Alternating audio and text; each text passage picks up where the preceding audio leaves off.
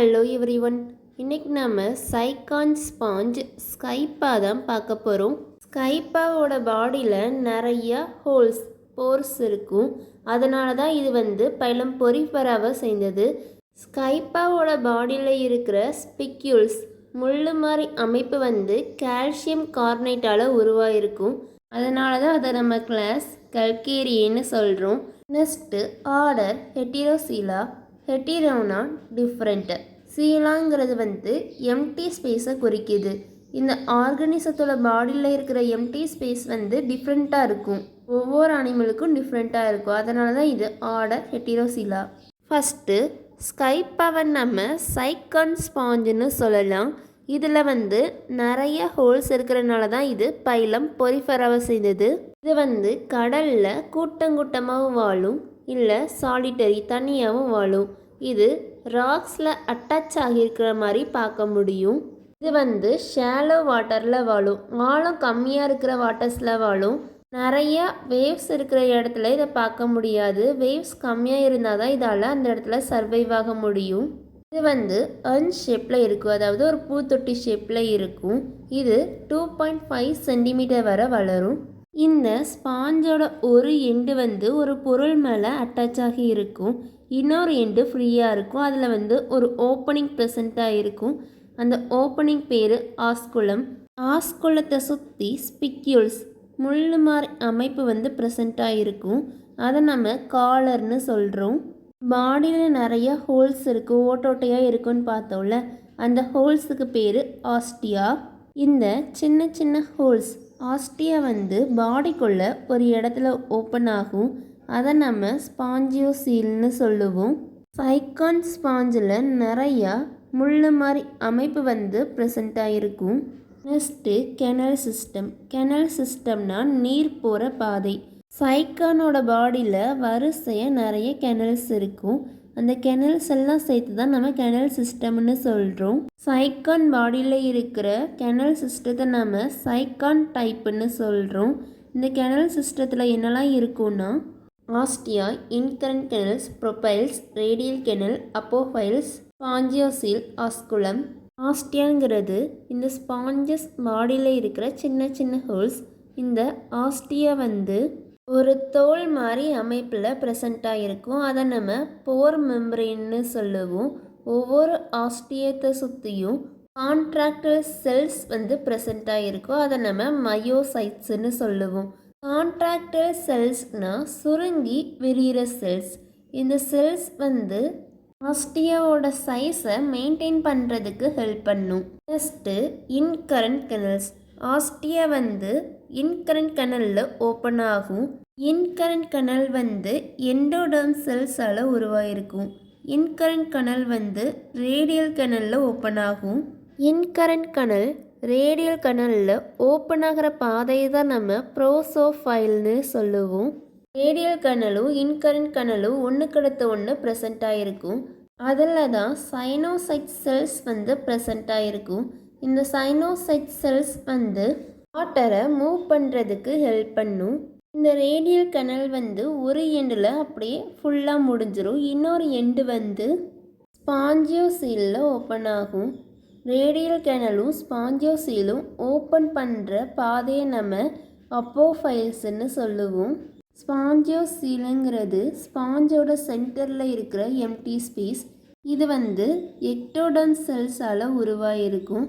ஸ்பாஞ்சியோசீல் osculum வழியாக வெளியில் open ஆகும். ஸ்பாஞ்சஸில் வாட்டர் எப்படி ஃப்ளோ ஆகும்னா ஆஸ்டியாவில் இருந்து இன்கரண்ட்டுக்கு போகும். இன்கரண்ட் கெனலில் இருந்து ப்ரோசோஃபைல் வழியாக ரேடியல் கெனலுக்கு போகும். ரேடியல் கெனலில் இருந்து அப்போஃபைல்ஸ் வழியாக ஸ்பாஞ்சியோசீலுக்கு போகும்.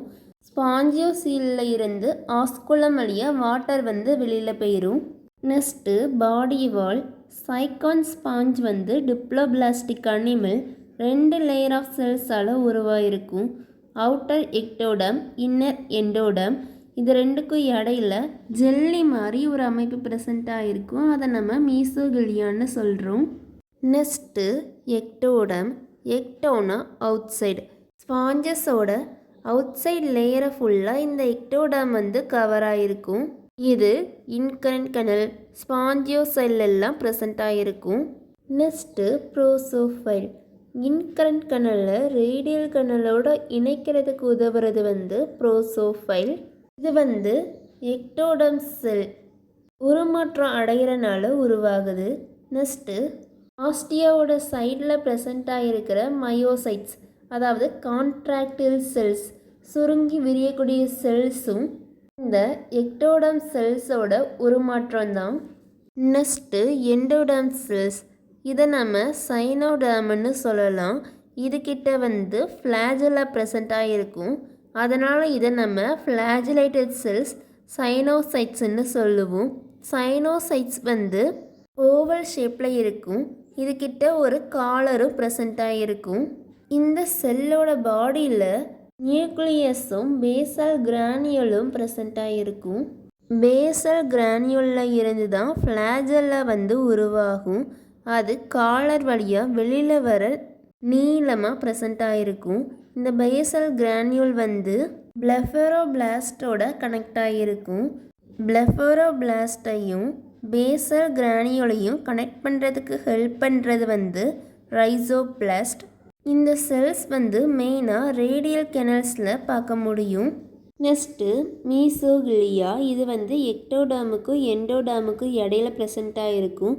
இது ஜெல்லி மாதிரி இருக்கும். இதுகிட்ட அமிபோசைட்ஸும் ஸ்பிக்யூல்ஸும் ப்ரெசண்ட் ஆகிருக்கும். நிறைய டைப் ஆஃப் அமிபோசைட்ஸ் ப்ரெசண்ட் ஆகிருக்கு. ஃபஸ்ட்டு ஆச்சியோசைட்ஸ். இது டோபி பொட்டண்ட்டாக இருக்கும். ஏதாவது ஒரு செல் அடிபட்டுச்சுன்னா இந்த செல் அந்த செல்லாக மாறி அந்த வேலையை பார்க்கும். இந்த செல்லால் எந்த ஒரு செல்லாக வேணாலும் மாற முடியும். அதுதான் டோபி பொட்டன்ட்டு. நெக்ஸ்ட்டு சீனனோசைட்ஸ். இது கனெக்டிவ் டிஷ்யூ செல்ஸ். நெக்ஸ்ட்டு குரோமோசைட்ஸ். இது பிக்மெண்ட் கலர் கொடுக்கறதுக்கு உதவும். ஸ்பாஞ்சஸ் நல்லா கலர்ஃபுல்லாக இருக்கிறதுக்கு காரணமே இந்த குரோமோசைட்ஸ் தான். நெக்ஸ்ட்டு தீசோசைட்ஸ். இது ஸ்டோரேஜ் செல்ஸு.